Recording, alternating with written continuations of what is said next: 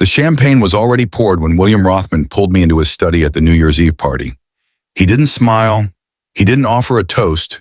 He just stared at me with those ice-cold eyes and said the words that would shatter everything. Tom, we need to discuss your future at Rothman Manufacturing, or more accurately, the fact that you don't have one. You're 45. That's old for this industry. We need younger blood. I stood there in my suit, the one Catherine had picked out for me that morning. The party noise from the ballroom felt a million miles away. 12 years. 12 years I had given this company. 12 years of 60-hour weeks, of missing Lily's piano recitals, of building something I thought mattered. William, I don't understand. The San Antonio facility is up 35% in efficiency. We saved 47 jobs. The Henderson Logistics deal. He waved his hand dismissively. That deal was worth $4.2 million. Tom, congratulations. But Jason Mitchell closed a deal worth $8 million last quarter, and he's 31 years old. Jason Mitchell. The name felt like a punch to the gut. We're making this transition effective immediately, William continued. Jason will take over your division on January 2nd. We're offering you 6 months' salary and health insurance for a year. Sign the paperwork tonight, and we'll call it a mutual separation. Refuse, and we'll make it a termination for cause. For cause on what grounds? Does it matter? His voice was flat, businesslike. You'll sign. Tom, you have a daughter to think about. Don't make this uglier than it needs to be. I looked at this man, my father-in-law, the man who had shaken my hand 13 years ago when I married his daughter Catherine, the man who had held Lily when she was born, and now he was throwing me away like I was nothing. I'll need to review the paperwork with my lawyer, I said quietly. Your lawyer, William, smiled for the first time that night. Tom, you can't afford a lawyer. Not after tonight. David Chen is waiting in the conference room. He'll walk you through everything. Sign it, take the severance, and move on with dignity. I wanted to argue. I wanted to fight. But I looked at William Rothman, at the cold certainty in his eyes. And I knew the truth. This decision had been made weeks ago, maybe months ago. I was just being informed. Where's Catherine? I asked. She knows. She agrees this is for the best. Of course she did. I walked to the conference room. David Chen, Rothman's corporate attorney, had the papers waiting. Severance agreement, non-disclosure, non-compete clause. I read through it all, my hands shaking slightly. 6 months salary, health insurance for 12 months. In exchange, I agreed not to work for any competing manufacturing or logistics company for 18 months. I signed my name. Thomas Sullivan, 45 years old, unemployed. When I walked back into the party, Catherine was standing near the champagne fountain, laughing with Jason Mitchell. He was young, confident, wearing a suit that probably cost more than my car payment. She saw me and her smile faltered, just for a second. Then she turned back to Jason and kept laughing. I left the party. I drove home to our house in Plano, the house we had bought 7 years ago when things were good. I packed a bag. Catherine's voice echoed from downstairs. Tom, where are you going? I didn't answer. I just kept packing. Hello, everyone. Welcome to our story. Don't forget to hit that like button, subscribe to the channel, and let us know where you're watching from in the comments. Also, please note this story includes dramatized elements added to enhance the experience and educational value. Any names or settings that coincide with real life are purely coincidental, but the core message is completely real. Let me tell you who I was before that night. My name is Tom Sullivan. I grew up in Detroit, Michigan. My father worked the assembly line at an auto plant for 30 years. He taught me that loyalty matters, that hard work pays off, that if you show up every day and do your job well, the company will take care of you. I believed him. I studied industrial engineering at the University of Michigan. I graduated with honors. I got my first job at a small manufacturing firm in Dearborn, learned the floor, learned the systems, learned how to turn chaos into order. And then 12 years ago, I met Catherine Rothman at a charity gala in Dallas. She was beautiful, confident, connected. 6 months later, we were married. A year after that, William Rothman offered me a position at Rothman Manufacturing Group. We need someone who understands operations from the ground up. He told me, not some MBA who has never touched a machine, I took the job. I moved to Texas. I worked my way up from operations manager to senior director of operations. I saved the San Antonio facility when everyone said it was a lost cause. I built relationships with suppliers, with workers, with clients. I closed the Henderson Logistics deal against 3 bigger competitors because I took the time to understand what they actually needed. And for 12 years, I thought I was building something that mattered. I was wrong. I drove home in silence.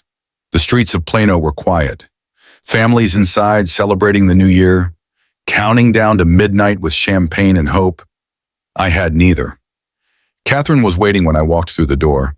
She stood in the living room, arms crossed, her expression somewhere between defensive and guilty. "Tom, we need to talk." "Do we?" I set my keys on the counter. "Or did your father already explain everything?" Her jaw tightened. "This isn't personal. It's business." "Business," I laughed, a hollow sound. "Catherine, he fired me on New Year's Eve. He replaced me with Jason Mitchell, a 31-year-old with an MBA from Wharton and 0 experience running a real operation. How is that business?" Jason closed an $8 million deal last quarter. I saved 47 jobs at San Antonio. I built relationships with suppliers that kept our costs down 15% year over year. I closed Henderson Logistics, a deal everyone said was impossible. But none of that matters. Does it? She looked away.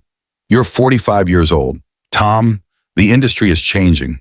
We need people who understand technology, who can adapt. I understand technology fine.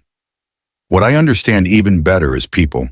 I understand how to run an operation, how to solve problems, how to lead a team. But your father doesn't care about that anymore. This is why I didn't want to tell you," Catherine said quietly. "I knew you would make it about loyalty and feelings instead of seeing the reality.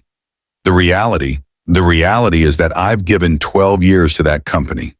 12 years of missing Lily's recitals, of working weekends, of putting Rothman first. And your father threw me away like I was nothing. You'll get 6 months severance, health insurance for a year. That's more than fair." "Fair," I stared at her. "Catherine, do you even hear yourself? This isn't about the severance. This is about the fact that your father, your family, decided I wasn't useful anymore. And you agreed with him." She met my eyes then, and I saw the truth in her expression. She had known, maybe not the exact timing, but she had known this was coming. And she had said nothing. "I need you to leave," she said finally. "Just for tonight. Let's both cool down, and we can talk tomorrow." Cool down, I picked up my bag. "I'm not coming back, Catherine." "Tom, don't be dramatic." "I'm not being dramatic. I'm being clear. You chose your father and his company over me. That's your choice. But I'm not going to sit here and pretend this is something it's not." I walked out the door. Behind me, I heard her calling my name, but I didn't stop. I drove through Dallas in the dark. It was 11:30 at night on December 31st, 2021, and I had nowhere to go. No plan, no backup. Just a suitcase in the trunk and a severance agreement that wouldn't pay the bills for long. I ended up at the Greyhound station in downtown Dallas. The building was nearly empty, just a few travelers waiting for late-night buses. I sat on a plastic bench and pulled out my phone. 43 messages. Most from Catherine, a few from Lily. "Dad, where are you, Dad? Mom is crying. What happened, Dad? Please call me. Lily." She was 11 years old. She didn't understand any of this. How could she? I barely understood it myself. I opened the Greyhound website on my phone. One-way ticket to Phoenix, Arizona, $127. Departure at 2:15 in the morning. I could disappear, start over, figure things out somewhere far from Dallas and Rothman and all of it. My finger hovered over the purchase button, and then I heard a voice behind me. "Rough night." I turned around. A woman stood there, maybe early 30s, wearing a navy business suit despite the late hour. She had dark hair pulled back in a ponytail and the kind of direct gaze that suggested she didn't waste time on small talk. "You could say that," I replied. She gestured to the bench. "Mind if I sit?" I shrugged. The station was mostly empty. She sat down, leaving a respectful distance between us. "I'm Elena," she said. "Elena Chambers, Tom Sullivan." She nodded as if she already knew. Let me guess. You just lost your job. Maybe your marriage too.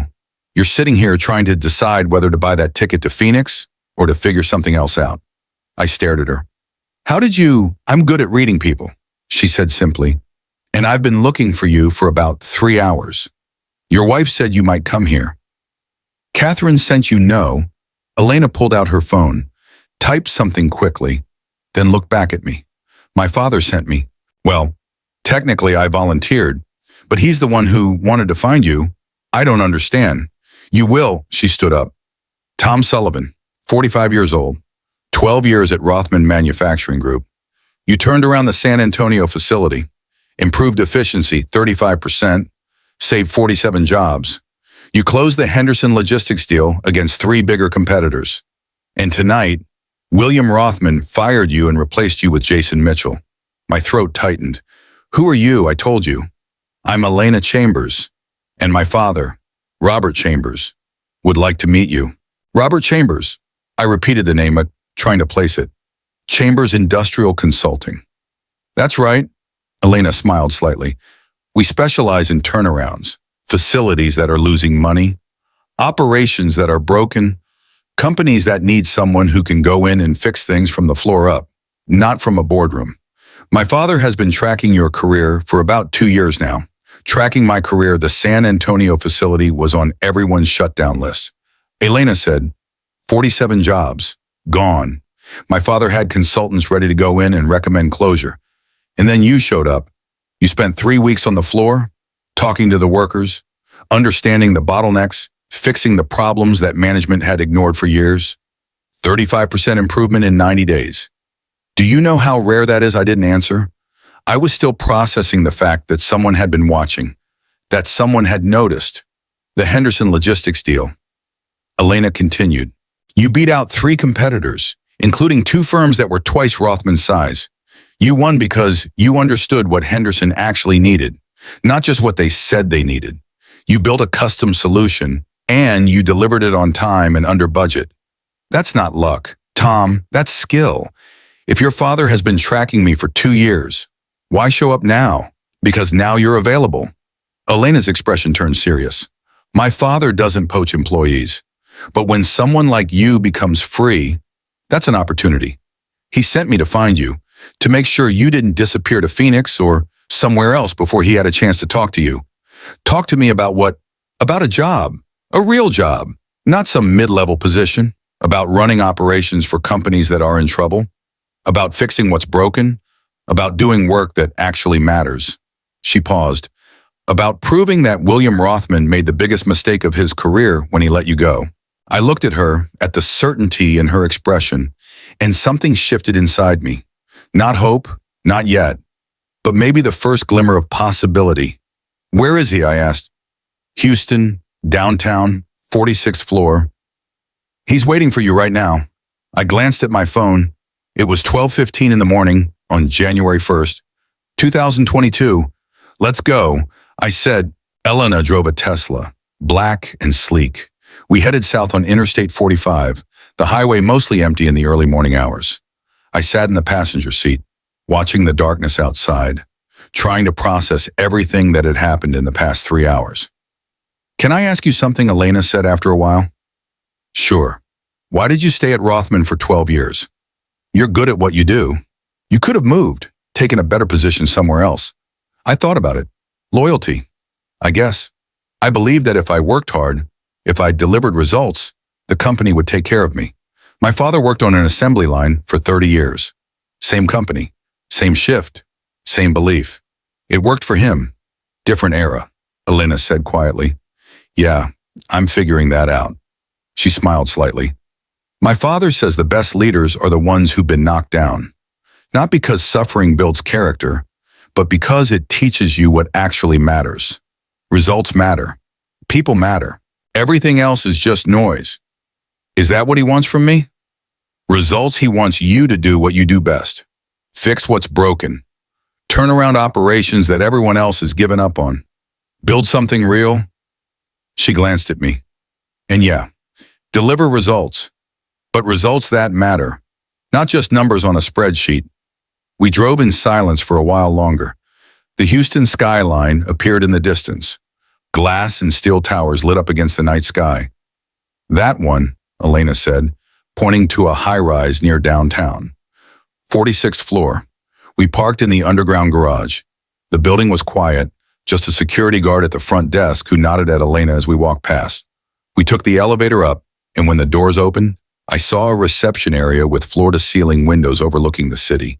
And standing there, looking out at the lights, was a man in his early 60s with silver hair and a calm, steady presence. He turned when he heard us approach. "Tom Sullivan," he said, extending his hand. "I'm Robert Chambers. Thank you for coming." Robert Chambers had the kind of handshake that communicated everything. Firm but not aggressive. Steady. The grip of someone who had built things with his own hands before he learned to build them with strategy and capital. "Sit," he said, gesturing to a leather chair near the windows. Elena excused herself quietly, and I sat down across from him. "I appreciate you seeing me at this hour." I began. "Tom, I've been waiting 2 years for this conversation." Robert leaned back in his chair. "Let me tell you what I know about you, and then you can decide if I'm wasting your time." I nodded. 12 years ago, you took a position at Rothman Manufacturing Group as an operations manager. You were young, ambitious, and you had just married Catherine Rothman. Most people would have played it safe, managed up, kept William happy, but you didn't. You went to the floor, you learned the systems, you talked to the workers, the people who actually make things run. He paused, pulling out a tablet and sliding it across the table. On the screen was a detailed report, pages of data and analysis. "San Antonio," Robert continued. 2 years ago, that facility was on the shutdown list. 47 jobs were about to disappear. The consultants had already written their recommendations, but you spent 3 weeks on the floor. You identified 6 major bottlenecks that management had ignored for years. You restructured the workflow, retrained the team leads, and brought in 2 new suppliers who cut costs without sacrificing quality. 90 days later, efficiency was up 35%. The facility is still running today because of you. I stared at the report. It was more detailed than anything Rothman had ever compiled. Every decision I had made, every change I had implemented, was documented here. "How did you get this information?" "I'm very good at finding information, Tom, and when someone does something remarkable, I pay attention." Robert took the tablet back. "The Henderson Logistics deal. You were up against 3 competitors, all of them bigger and better funded than Rothman. But you won because you took the time to understand what Henderson actually needed. Not just what they said in the RFP, but the real problems they were trying to solve. You built a custom solution, delivered it on time, and came in under budget. That deal was worth $4.2 million.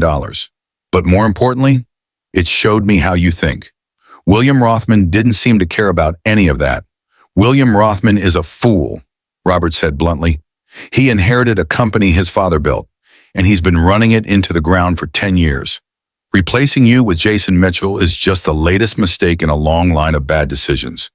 I felt something loosen in my chest, a tension I hadn't realized I was carrying. "So why am I here?" I asked. "Because I want to offer you a job," Robert leaned forward. "Vice President of Operations Strategy at Chambers Industrial Consulting. You'll oversee 15 regional directors managing $650 million in annual operations. Your job will be to go into facilities that are failing, figure out what's broken, and fix it. Not from a boardroom, not from a consultant's report, from the floor. The way you did at San Antonio, that's a big role. It's the role you were made for." Robert pulled out a folder, set it on the table between us. Base salary of $285,000. Performance bonuses tied to successful turnarounds. 2.5% equity stake in Chambers Industrial, vested over 4 years. Full benefits, relocation support, and complete autonomy over how you run your operations. I opened the folder. The contract was there, clear and detailed. "I have a daughter," I said quietly. "Lily. She's 11 years old. If I take this job, I need flexibility. I need to be able to see her, to be part of her life." "Agreed," Robert said without hesitation. "We'll structure your schedule around custody arrangements. I have 2 kids myself. Tom, I understand what matters. Why me, I asked. You could hire someone with more experience, someone with a bigger name. I don't want a bigger name. I want someone who understands that operations are built by people, not spreadsheets. I want someone who has been knocked down and knows what it feels like. Because the companies we turn around, they're full of people who have been knocked down too. They need someone who gets it. I looked at the contract, at the numbers, at the opportunity sitting in front of me.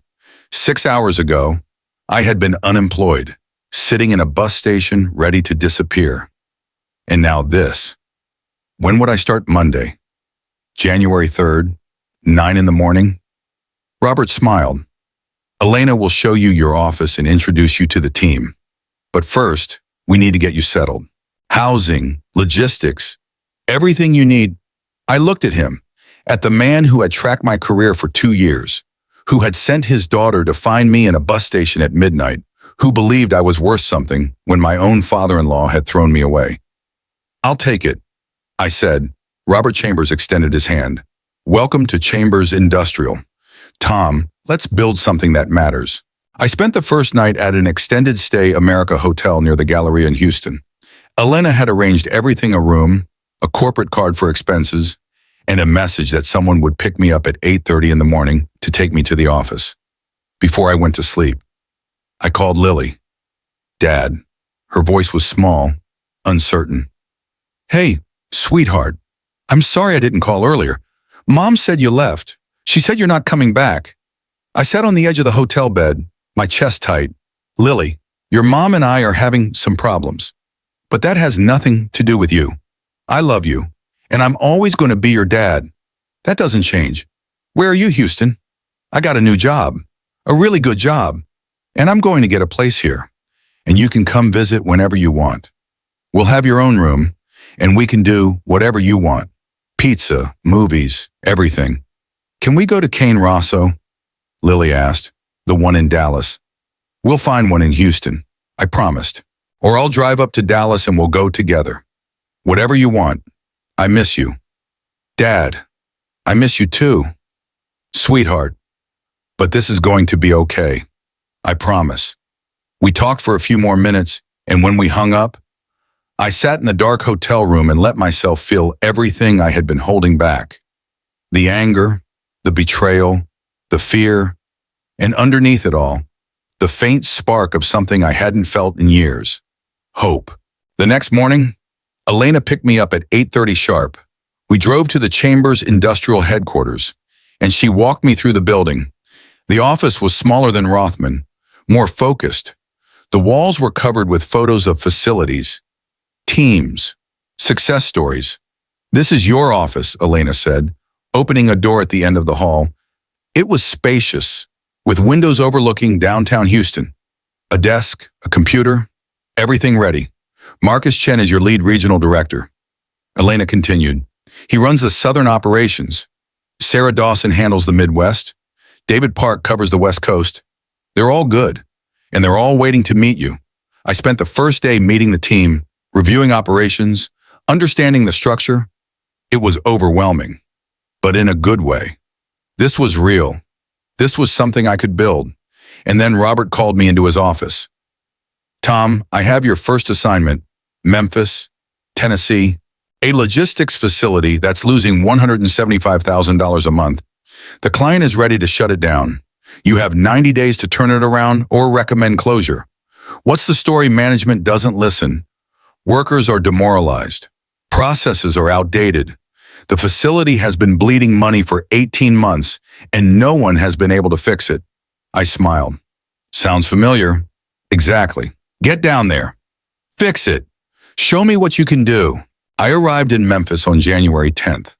The facility was exactly what Robert had described: outdated, disorganized, and full of people who had stopped caring. I spent the first 3 days on the floor, talking to workers, watching the processes, identifying the problems. The issues were obvious once you looked. Inventory was stored in the wrong locations, adding 15 minutes to every order. The scheduling system was manual, leading to constant conflicts and delays. And management. Two guys in an office upstairs never came down to see what was actually happening. I called a meeting with the floor workers. 23 people crammed into the break room. I'm Tom Sullivan. I said, I'm here to figure out if this facility can be saved. And I'm going to be honest with you, if we can't turn this around in 90 days, it's going to close. But I think we can do it. I think you know what needs to change. So I'm asking you what's broken and how do we fix it? At first, no one spoke.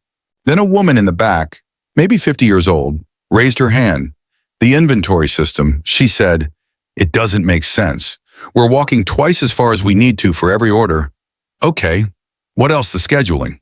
Another worker said, we never know who's working when it's chaos. Management never listens to us. Someone else added, we've been saying this stuff for a year. I'm listening. I said, let's fix it. We spent the next 30 days implementing changes. I restructured the inventory layout, cutting walking time by 40%. I brought in a new scheduling system, simple but effective. I fired one of the managers who refused to adapt and promoted a floor supervisor who actually understood the work. By day 30, losses had dropped from $175,000 a month to $95,000. By day 60, we were at $15,000 in losses. By day 90, the facility turned a profit of $25,000. Robert flew in to see the results himself.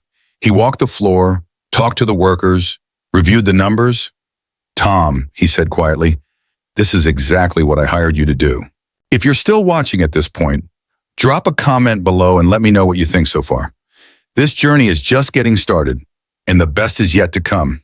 6 months into my new job, I got a call from Jason Mitchell. He had been running my old division at Rothman for 5 months. Tom, this is Jason. I need your advice. I almost laughed. You're calling me for advice, look. I know this is awkward, but the San Antonio facility is falling apart. Efficiency is down 20%. 2 of the key suppliers you brought in have left. I don't know what you did, but I can't figure it out. You can't figure it out because you never went to the floor. I said you manage from a spreadsheet. The people who work there, they're not numbers. Jason, they're human beings. And when you treat them like numbers, they stop caring. There was a long silence. Can you come back? Consult. Maybe I'll pay you. No, I said. Good luck. Jason, I hung up. 1 year after I joined Chambers Industrial, Robert promoted me to Executive Vice President of Operations. I was overseeing 12 successful turnarounds, 65 facilities, and a team of 200 people. Lily came to visit every other weekend. We had pizza at a place in Montrose, went to the Houston Zoo, watched movies. She was 12 years old now, starting middle school, and she was doing okay. Catherine and I had finalized the divorce. It was civil, quiet, done, and then the news broke. Rothman Manufacturing Group had filed for bankruptcy. I read the headlines on my phone. Rothman Manufacturing, once a cornerstone of Texas industry, was insolvent. 18 months of declining revenue, failed contracts, and mounting debt. 400 jobs at risk. Robert called me into his office. Tom, I want to make an offer to acquire Rothman. $18 million. We turn it around, save the jobs, and show William Rothman what real leadership looks like. But I need to know you can do it. I can do it. I said, then let's buy Rothman Manufacturing. The day the acquisition closed, I walked into the Rothman headquarters. William Rothman was in his office, packing boxes. He looked older, tired, defeated. Hello. William, he looked up, and for the first time in my life, I saw fear in his eyes. Tom, I'm the new CEO of Rothman Manufacturing. I said, Robert Chambers bought it, and he asked me to run it. William set down the box he was holding. You came here to gloat. No, I came here to tell you something. I stepped closer. 3 years ago, you told me I was too old, that I wasn't useful anymore. You threw me away like I was nothing. And you were wrong. Not because I wanted revenge, but because you never understood what actually matters. People matter. William, the workers on the floor, the relationships you build, the trust you earn. That's what makes a company work. And you forgot that. He looked away. I made a mistake. Yes, you did. I turned to leave, then stopped. The 400 people who work here, They're not going to lose their jobs. I'm going to fix this place, the same way I fixed San Antonio. Not for you, for them. William Rothman nodded slowly. I'm sorry, Tom. I looked at him one last time. I know. And I walked out. 18 months. That's how long it took to turn Rothman Manufacturing into a profitable, thriving company again. I restructured the operations, brought back the suppliers I had worked with, rebuilt trust with the workers, and focused on what actually mattered. Building things that worked and delivering results that lasted. Revenue increased 40%. We completed 12 successful turnarounds across the Rothman portfolio. We saved 400 jobs. Lily came to visit one Saturday afternoon. She was 14 now, taller, more confident. We were sitting in my office at the old Rothman headquarters, now part of Chambers Industrial. Dad, can I ask you something? Always. Are you happy? I looked at her, at this incredible young woman who had been through so much in the past 3 years.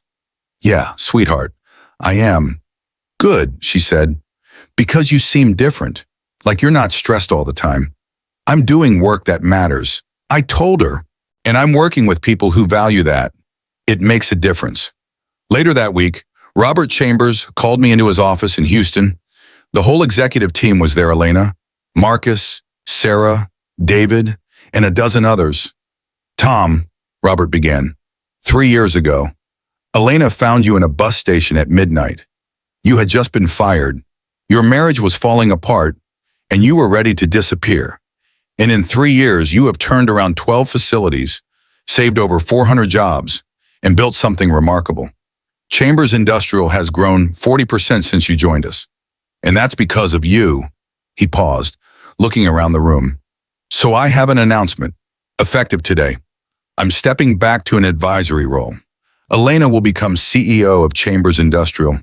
And Tom, I'm offering you the position of President and Chief Operating Officer. You'll oversee all operations, all turnarounds, and all growth strategy going forward. I stared at him, at Elena, at the people who had believed in me when no one else did.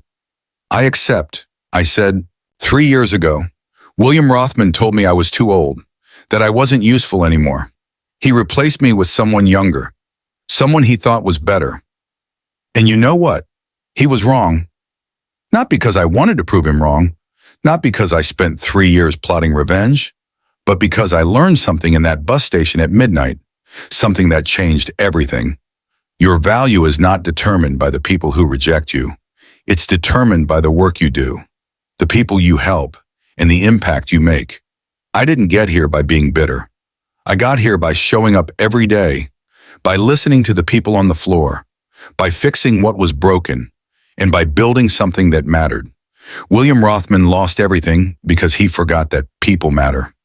I built something new because I never forgot. And if there's one thing I want you to take from this story, it's this: when someone tells you that you're not good enough, that you're too old, that you're not useful anymore, don't believe them. Prove them wrong by doing the work, by building something real, and by never forgetting what actually matters. The best revenge is not revenge at all. It's living well, building something meaningful, and helping the people around you succeed. That's the lesson. That's what I learned. And that's what I'm still learning every single day. Thank you for staying until the end. Please drop a comment with the number 2 so I know you're still with me. And fair warning, this story contains fictionalized elements created for educational purposes and inspiration. The core lessons about leadership, resilience, and valuing people are real, but specific events and characters are dramatized. If you found value in this message, share it with someone who needs to hear it. This is Tom Sullivan's story, a story about being knocked down and getting back up, about finding people who believe in you when others don't, about proving that experience, wisdom, and heart matter more than age or credentials. If you're facing your own dark night, if you're sitting in your own bus station wondering what comes next, remember this: your story isn't over. The next chapter is waiting.